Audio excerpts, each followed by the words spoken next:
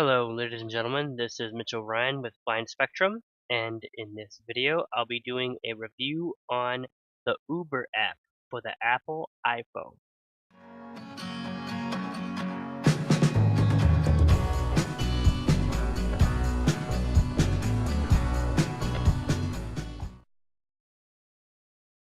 As we have the Uber app here open, it shows a where to. You can click in here using Voiceover. This app is completely accessible with Voiceover. Uh, I don't know why I always seem to forget to mention that. But if you click in here, you could search up a location if you know the address and the part of this of a city if you're going to. Like if you're going to Bolingbrook or Chicago, you, type that in there. But there's also frequent locations under that. They don't say that, but under that there have like two locations that at least two that I currently travel to a lot. So they usually pop up here. There's also a schedule a ride in advance, which I don't recommend. I mean, yeah, you get your ride in advance, but you pay, I think it's $2 extra, so I don't recommend that. But here, I'll click on the Joliet Union Station. That's that's definitely an area where I live, so I'm gonna click on that one here just to show you. It brings you to the ride options screen, and you have Uber Pool, which is a more cheaper route, but you ride with other people who are going in the same direction. So, I mean, that is if you ever really want to cut costs and you're not really concerned on a time constraint, that would be definitely the most valuable option.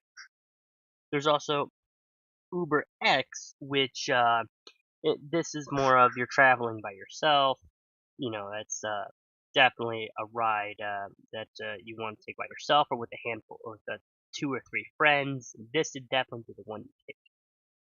But I'm gonna head back, and at the bottom there is well, for me it's a Chicago Pass, but that's because I have the pass currently. But oops, sorry, got a text there. But there's a schedule or Chicago Pass, as I was saying, Chicago Pass, and if you click on that, it's kind of almost like a news or like a newsreel. It tells you current offers and everything. That's because I have the Uber Visa card, and it's telling me what I can spend my money on. But we're gonna go ahead and head to the menu here, and in the menu, it says at the top it shows my account and the Uber Visa card, how much points I have, and it has my little photo up there. But it also has my star rating. I'm a 4.98 out of 5, which yeah is really really good. But we're gonna go to the menu here. There's your trips, which you can look at. You click on your trips here, and then here it shows your most recent trips and how much you've spent on each ride, as well as the car you have ridden in, along with their license plate. So if you ever have anything like that, oh, and that's one gripe with the Uber app. If you ever press back, it closes the entire menu. So you have to click the menu button again to get back into the menu. I would say that that's one little gripe about it, but it's still a very accessible app. But there's the Your Trips.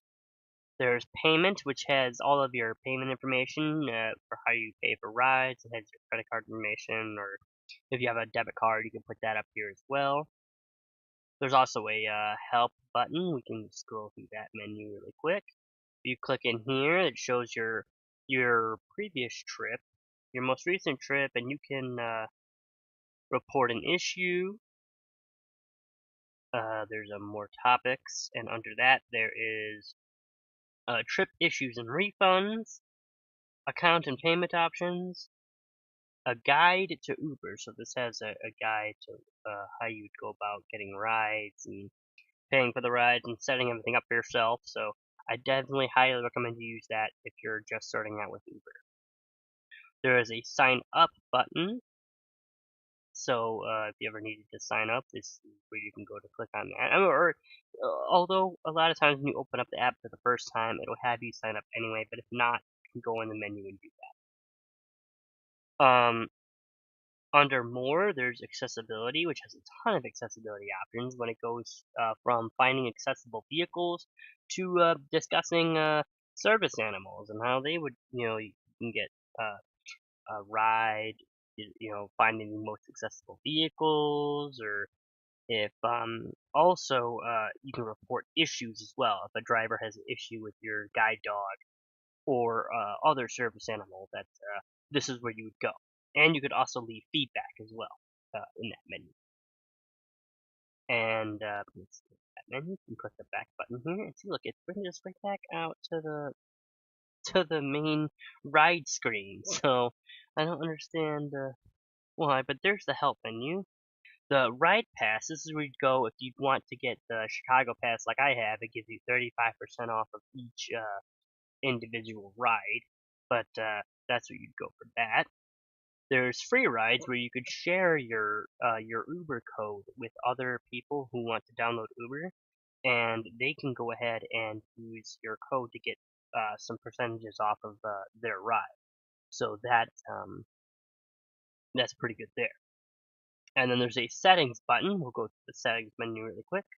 In the settings menu, it has your account information. It has it has my account information, um, but it has favorites, and it adds a few. I have my home up here, add work, so it'd be great for when I get a job. I can finally add my work in here. There's more safe places. But then there's also a trusted contacts where you can add in your family contact information, and then if they're ever really worried about where you're going and what you're doing, you can easily have them receive text messages while you're writing, and they would let them know where you're going, and what time you'd arrive at a location. So that's very valuable. I recommend you use that if your parents are ever, or your parents or you are ever nervous about where you're going and you want them to let they want everyone to find out where you're at and all that. So that's good for there. Man, it did it again. All right. Um, but there's the free settings menu and the get food delivery.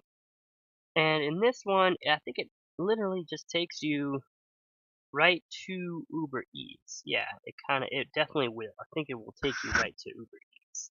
So, if you want, you could look at Chris's video on Uber Eats.